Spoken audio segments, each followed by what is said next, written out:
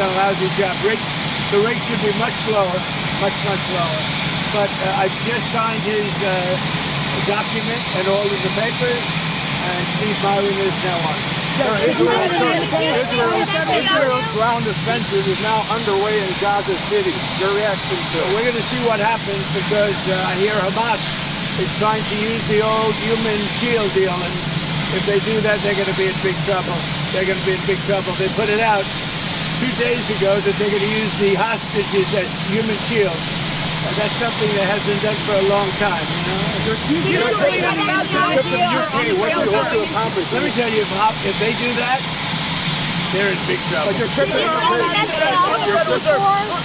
believe the Federal Reserve is an independent body? What do you think about the independent? Oh, it should be, but I think they should listen to smart people like me. I think I have a better instinct than him. If you look, all the economists got it wrong. I got it right along with one other people out of 100. So they should listen to people that are smart. Nothing wrong with that. But they have to make their own choice. But they should listen. Before the invasion, did you speak to Prime Minister Netanyahu? No, I didn't. What about the idea of Israel beginning this ground offensive in Gaza City? Do you support that? Well, I have to see. I mean, I don't know too much about it. I can tell you that if they put the hostages in front of them, Hamas, as protection, as they call them bodyguards, Hamas is going to have hell to pay. Trip to the UK today. What do you hope to achieve? Well, my relationship is very good with the UK, and Charles, as you know, who's now king, is my friend. And it's the first time this has ever happened where somebody was honored twice, so it's a great honor. And this was at Windsor. They've never used Windsor Castle for this before. They used Buckingham Palace. And I don't want to say one's better than the other, but they say Windsor Castle is the ultimate, right? So it's going to be nice. But basically, I'm there also on trade. They want to see if they can refine the trade deal a little bit. We made a deal, and it's a great deal. And I'm into helping them. Our country is doing very well. We've never done this well. We're having trillions of dollars coming because of the tariffs. And they'd like to see if they could get a little bit better deal. So we'll talk to them. But primarily it's to be with Prince Charles and Camilla. They're friends of mine for a long time, long before he was king. And it's an honor to have him as king. And, you know, I think he represents the country so well. I've watched. He's such an elegant gentleman, and he represents the country so well. After Robert Redford passed away today, did you hear about this? Wow. It's barely in his sleep at his home. Well, that's a good way to go, I guess. But I'll tell you, Robert Redford was great. He had a series of years that there was nobody better. This just happened, I guess. Wow. He died at home in Utah in his sleep. Yeah. What movie would you say you like the best in? Well, you have a lot of them. Honestly, I'd say he made 7 or 8 great movies. They were really great. There was a period of time when he was the hottest. I thought he was great. On TikTok goes dark. Are you going to delay the TikTok ban? Well, we have a deal on TikTok. I've reached a deal with China. I'm going to speak to President Xi on Friday to confirm everything up. We made a very good trade deal, and I hope good for both countries, but a very different deal than they've made in the past. What companies are involved? What companies are going to buy We'll be it? announcing that. We have a group of very big companies that want to buy it. And, you know, the kids wanted it so badly. I had parents calling me up. They don't want it for themselves. They want it for their kids. They say, if I don't get it done, they're in big trouble with their kids. And I think it's great. I hate to see value like that thrown out the window. So on auto executives, You know, you're talking about tens of billions of dollars. some auto executives are concerned that compromising the 15% for auto tariffs coming in hurts American automakers. What do you say to Well, I haven't compromised anything. Where did I compromise? going down to 15% from Going 25? down to 15%. From 25. We charge that well. And where did the 25 come from? It came from there. Some auto They paid nothing for years. Now they're paying 15%. And some things can pay more, like chips can pay more. Pharmaceuticals can pay more. You know, there's a bigger margin. With a car, you have to make 15% before you make a profit. Pretty tough. So, don't forget, European Union is paying our country because of tariffs $950 billion. Think of that. We're talking about a year. $950 billion Japan is paying us $650 billion. These are countries that paid us nothing until I came along. And China's paying us a tremendous tariff. You know what the tariff is, right? You know what the tariff they're paying us? What? So it's 30% for the fentanyl as well as whatever for the 301. 20% for the fentanyl. But the overall is about 55%. Okay. That's as opposed to nothing. Would you say that's the difference? We have a big decision coming up, and if the Supreme Court rules the way, hopefully they will, because, I mean, every legal expert said we win that case, but you still have to watch. And the Supreme Court's been terrific. I think they're very fair. All I want is fairness, and we win. But if we win the Supreme Court case, which is the finalization of tariffs, we will be by far the richest country anywhere in the world, and we'll be able to help our people more, and we'll be able to help other countries when we want to. But I will say, if we win that case, our country, you see what we've taken in just on a temporary basis, we've taken in trillions of dollars, trillions with a T, and we will be by far the richest country in the world. There'll be nothing close. You know, one other thing, we'll have tremendous power to negotiate. The use of tariffs, I settled 7 wars. 4 of them was because I was able to use tariffs. Hope Leo the other day in an interview criticized the fact that some CEOs make hundreds of times more in salary than average workers. He's worried about polarization. Do you share that concern? Well, I do say there's a big gap. I do say that. Don't forget, I'm a popularist, right? There's a big gap. Mr. President, it's been a month since you're meeting with Vladimir Putin in Alaska. A month on, you think that meeting accomplished what you hoped? Yeah, accomplished a lot, but it takes 2 to tango also. You know, those are 2 people, Zelensky and Putin, that hate each other. And it looks like I have to sit in the room with them because they can't sit in the room together. There's great hatred there.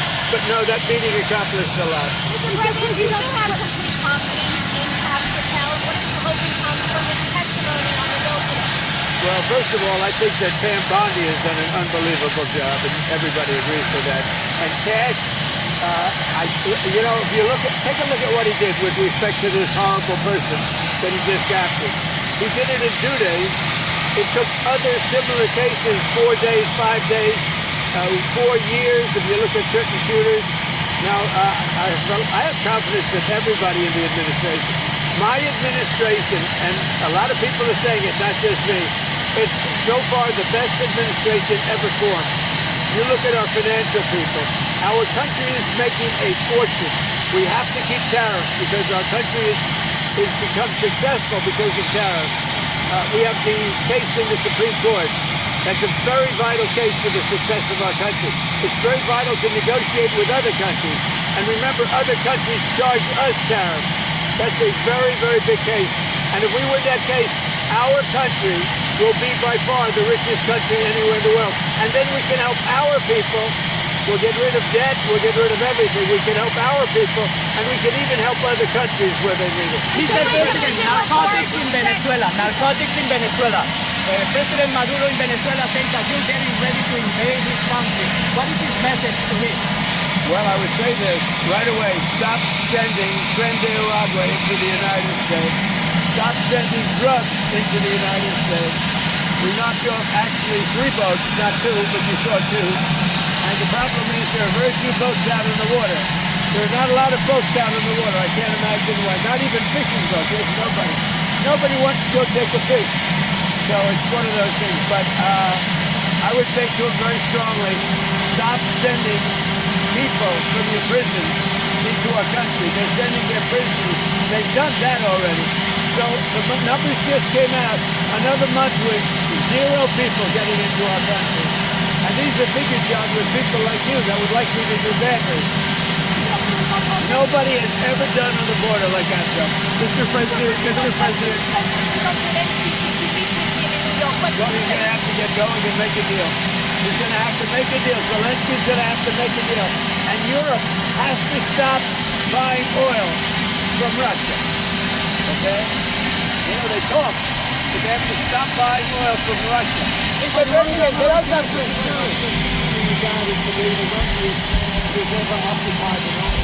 The happier are you now than when you returned from White House? Well, I don't know if the deals are made for the most part, other than what my kids are doing. You know, they're running their business. But most of the deals that I've made were made before. And that's what I've done for a life. I built buildings like I'm building a building here. You know where I'm building? You know what? You see that area? Yeah. That is going to be the greatest ballroom anywhere in the world. And for 150, so it gives me pleasure to do it for the country. And I'm paying for it. I'm paying for it. The country is not, and that's an expensive ballroom. I think it'll cost $250 million, and it will be, I think, the finest ballroom. So for 150 years, John, you know this? They've wanted a ballroom, and now they're going to finally have it. And it's going to knock your socks off. President Trump said a president in office should be engaged in so much business activity. Well, I'm really not. My kids are running the business. You know what the activity, where are you from? I'm from the Australian Broadcasting Corporation, Four Corners Well, Program. the Australians, you're hurting Australia, right? In my opinion, you are hurting Australia very much right now. And they want to get along with me. You know, your leader is coming over to see me very soon. I'm going to tell him about you. You set a very bad tone. Go ahead, John. Maybe you can set a nice quiet. Mr. President, what are you hearing about the operation in Gaza, the Israeli operation? Are you concerned? Well, I'm hearing that they want to go in, and I'm also hearing that Hamas wants to take our 20 hostages plus dead bodies. You know, they have about 32 of them, and they want to put them in the way of any attack. And nobody's happy about that situation. It came out yesterday, I'm sure you saw that. They want to, supposedly they've taken the hostages out of deep caves and tunnels, and they're bringing them, putting them on the front line. And nobody's heard of that one for a few centuries. We saw that the UN said that Israel is guilty of genocide. That's committing acts of genocide in Gaza. They voted on that? There's a new report out saying multiple acts of genocide. When it comes to a vote, we'll see what happens. That'll come to a vote, so we'll see what happens. And what do you make Pam Bondi saying she's going to go after hate speech? Is that, I mean, a lot of your allies say hate speech is free speech. You probably go after people like you because you treat me so unfairly with hate. You have a lot of hate in your heart. Maybe they'll come after ABC. Well, ABC paid me $16 million recently for a form of hate speech, right? Your company paid me $16 million for a form of hate speech. So maybe they'll have to go after you. Look, we want everything to be fair. It hasn't been fair. And the radical left has done tremendous damage to the country. But we're fixing it. We have right now the hottest country anywhere in the world. And remember, 1 year ago, our country was dead. And now Washington, D.C. is fixed, and I fixed it. The mayor was fine. The mayor was just fine. Okay? The mayor had fixed the city for many years. He's been mayor for many years. The one that fixed it was me and my people. And it is so safe. You can take your beautiful wife tonight and have dinner down there. You won't be shot. You won't be accosted. You won't even be looked at incorrectly by anybody. Washington, D.C. is safe. Now we're going to Memphis, where it's pretty rough, to put it mildly. And then we're going to have to go. A friend of mine who is a big railroader, he stops in all the cities. He knows every city. He said, sir, you have to save Chicago. So I'm going to go to Chicago early. Again, Frisco's nothing. If Frisco is smart, he'd say, please come in. So last week, over the last week and a half, 11 people in Chicago were killed, murdered, and 38 were shot. And then Frisco, and by the way, this is going on constantly. If they lose less than 6 or 7 people a week with murder, they're doing a great job in their opinion. Chicago is a death trap. And I'm going to make it just like I did with D.C., just like I'll do with Memphis South. Remember this. So a man comes into my office, one of the biggest businessmen. I'll tell you, he runs Union Pacific. Is that the biggest railroad in the world, I guess? And he started off as a railroader. He was running a railroad, a little caboose. He was in a caboose.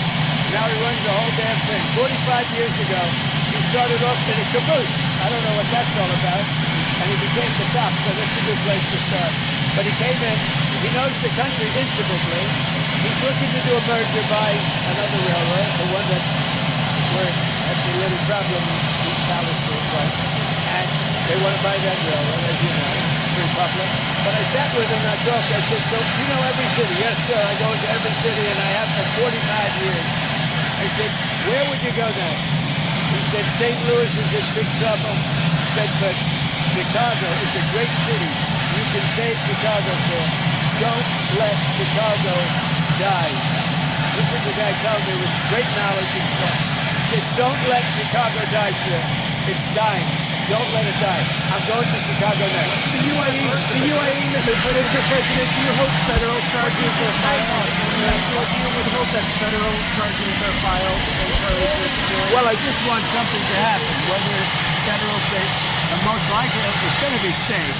The question is whether or not we overlap with a federal judge.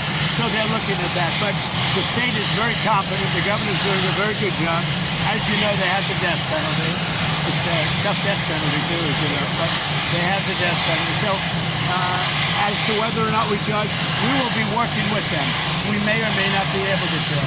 When it comes to the governor's recall, what do you make of his overall message of nonviolence? Well, I agree with it. I agree 100%. But most of the violence is on the left. He said that social media is a cancer. What? Do you agree with that? The Utah governor said that social media is a cancer and more people should log off and take some time away. Well, it's not a cancer in all respects. In some respects, it's great. But there are segments, there are deep, dark holes that are cancers, definitely. Beyond cancer, they're death. Court this morning denied Fannie Willis's appeal of your removing her from the case. Well, that was a great decision. It was a rigged case to start off with. It's great. The court ruled that she is a disaster. She's a disaster with a boyfriend. The boyfriend that she paid $1 billion for his expertise, but he never did it before. Now, she should be prosecuted. What she did to people, forget about me, what Fannie Willis did to innocent people, patriots that love our country, what she did to them by indicting them and destroying them, she should be put in jail. She's a criminal. Fannie Willis is a criminal. Will you apply more pressure to EU and NATO countries not to purchase Russian oil? I do, but here's the problem. You know the problem. They're purchasing Russian oil. I don't want them purchasing Russian oil, and they've got to stop immediately. It's not fair to us. They're purchasing Russian oil, and we have to, do things. Now, the nice part, it doesn't cost us anything anymore. You know that. They are buying everything from us. Unlike Biden, who gave away $350 billion. We actually make money, but I don't want to make money. You know what I want? I want that war to stop. Because last week, 7,018 people got killed. Thank you. Where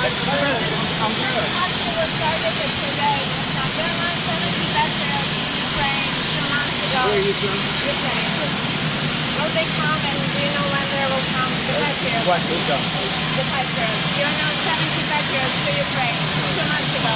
Look, let me just tell you, I love Ukraine. I love the people of Ukraine. That's why I thought there was a little Ukrainian accent, but the country is in serious trouble. It should have never happened. It's a war that should have never happened. The country's in very serious trouble, but I'm going to get it stopped. I've done seven countries. I've stopped 7 wars in the last 8 months. I thought that would have been the easiest because I know Putin, but it's not. Because there's tremendous hatred between Zelensky and Putin. Tremendous hatred between Zelensky and Putin. But we're going to get it stopped. We're going to Supreme Court to stop this up.